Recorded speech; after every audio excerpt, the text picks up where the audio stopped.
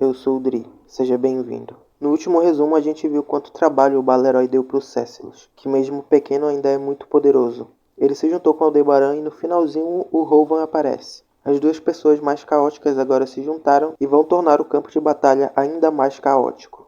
E nesse resumo a gente vai ver no que vai dar a junção de toda a rapaziada que ficou na capital imperial. Mas antes do vídeo começar, não esquece de deixar o like e de se inscrever no canal para não perder os próximos vídeos. O capítulo 37 começa com um homem entrando em um quarto. Depois de prestar atenção no cheiro do ambiente, ele pôde perceber que tinha cheiro de sangue fresco no ar. Cheiro de gente que tinha acabado de morrer. O homem, que tinha acabado de matar um zumbi, se depara com a cena de um homem morto em cima de uma idosa, também morta. O homem que entrou no quarto chega à conclusão de que aqueles dois eram mãe e filho. O surto zumbi começou e, como a idosa não conseguia caminhar, o homem ficou para proteger a mãe e morrer junto com ela. O que é irônico, já que isso aconteceu justamente em Voláquia, uma terra onde o fraco inevitavelmente vai morrer. O homem olha para os dois e se pergunta se, caso estivesse no lugar do homem morto, ele seria capaz de fazer o mesmo, de decidir morrer ali mesmo com alguém que ama. Mas o homem até se irrita com quão óbvia era a resposta. Não, ele não seria capaz de fazer isso. Ele simplesmente daria as costas e fugiria para o mais longe que pudesse, como o grande covarde que ele é. O homem escuta outra pessoa chamar por ele. Ele olha para fora pela janela e vê um homem de cabelo azul e uma criança, também de cabelo azul,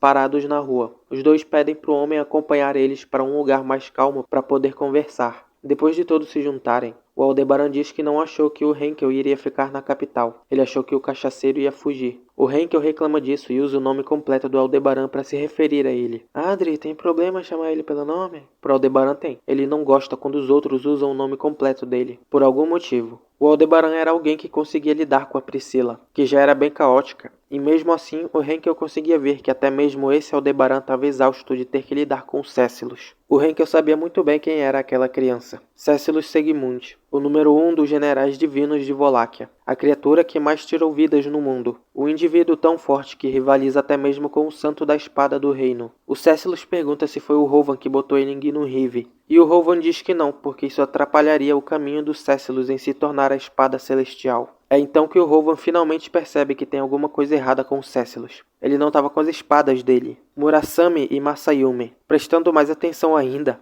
o Rovan percebe que o Cécilos encolheu. Porra, inacreditável que o cara vive com o cérebro desligado. Só agora ele percebeu que o filho dele encolheu. O Rovan diz que quando ele viu o Cécilos pela última vez, ele estava bem calmo, e que eles tiveram uma baita de uma despedida. O Cécilos diz que não se lembra disso, e o Groove se interpõe na conversa, e diz que o Rovan planejou um assassinato contra o Imperador e foi cortado por isso. O Rovan falou para o Cécilos cortar o Abel. O Cécilos foi lá e x-novou o pai pro Abel, e o Abel mandou o Cécilos se livrar do próprio pai. Só que o Cécilos não matou ele. Ele não lembra do motivo disso, mas ele tem certeza de que não foi porque não conseguiu, mas porque não quis. O Henkel pergunta o porquê do Rovan planejar isso. O Rovan diz que se o Cécilos matar o Imperador, o Império inteiro iria tentar matar ele. E num cenário onde o inimigo não vai te dar tempo para descansar, o Cécilos poderia polir as suas técnicas até o limite, até alcançar a espada celestial. Mas o Cécilos retruca dizendo que se o Rovan tivesse algum resquício de emoção humana, ele não teria matado 5 ou 6 filhos antes que o talentoso Cécilos nascesse. Cara, ele é o pior pai da história dos animes, oficialmente. Nem o Jin Vagabundo Freaks fez isso. Ouvindo isso, o Henkel fica incrédulo. Ele tinha a esperança de ter finalmente encontrado alguém que entendia ele. No reino, o Henkel estava em posição similar à do Rovan, mas o Rovan conseguia rir de um jeito despreocupado, enquanto o Henkel se sentia sufocado pela posição dele. Mesmo que ele fosse apenas suspeito de um crime que não lembra de ter cometido, como o sequestro de um membro da família real, ainda era sufocante. Isso é interessante. O Julius diz pro Subaru no arco 5 que o Henkel é o principal suspeito desse membro da realeza, que hoje em dia teria a idade da Felt, de ter sumido. Mas teve uma side story da Felt, onde ela sonhou com um dia em que foi entregue pro velho Ron por alguém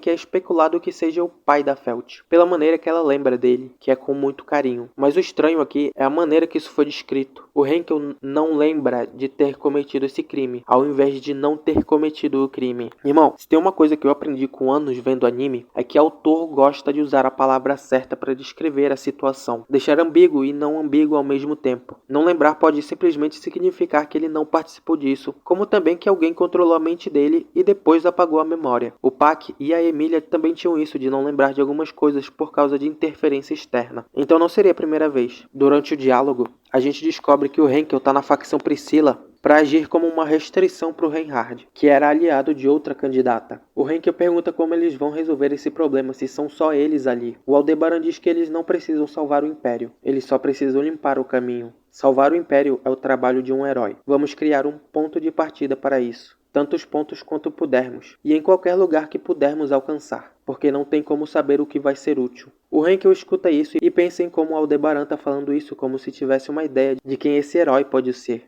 Em outras palavras, é um foreshadowing. Com essa frase, o Céciles finaliza o capítulo 37. Rovan Segmund é um profeta. Com essa frase, o capítulo 38 começa. O Rovan era um profeta no sentido original da palavra. Ele era alguém que foi abençoado com um comando que ele deveria priorizar mais do que tudo. Essa força que fazia eles priorizarem o comando mais do que tudo era muito poderosa, podendo fazer uma mãe descartar a própria filha que cuidou com tanto carinho, mudando e distorcendo completamente o jeito que as pessoas viviam. E mesmo que aos olhos dos outros isso seja visto como patético, para os profetas em si, isso era motivo de alegria. Mas o Rovan era um caso diferente. O comando que ele recebeu foi o de alcançar a espada celestial, mas o que tornava ele diferente era que esse já era o objetivo de vida dele desde muito antes de se tornar um profeta. A cena mostra um Rovan feliz com o caos que chegou ao Império. Um tempo pacífico tornava difícil para o Rovan achar algum inimigo digno de se enfrentar. Ele dedicou a vida ao caminho da espada, e foi só depois de matar 8 dos seus filhos que ele foi ter o Céciles, que sorriu de alegria só de ver uma lâmina fora da bainha. Mas mesmo o Céciles, que veio a amar espadas, deu de cara com o próprio limite. O Rovan se lamenta por ter nascido na era errada, e sobre como ele queria ter nascido na época em que a bruxa estava solta no mundo. Todos se separaram para tentar limpar o caminho para o tal herói que o Aldebaran disse que ia chegar. O Henkel e o Rovan foram para uma das pontas da muralha para limpar o caminho. O Henkel pergunta se o Rovan vai mesmo colaborar com o plano. O Rovan diz que não é exatamente isso que ele quer, e que mesmo que esse seja o caso, ele não planeja se juntar com os zumbis. O Céciles encolheu e as habilidades dele também, e além disso, ele perdeu as espadas. O Rovan pergunta o porquê do Henkel ficar tão impactado com a situação do Rovan e do Céciles, e o Henkel diz o nome completo dele. O Rovan fica surpreso de escutar o nome da família Astria ali, e pensa que eles se encontrarem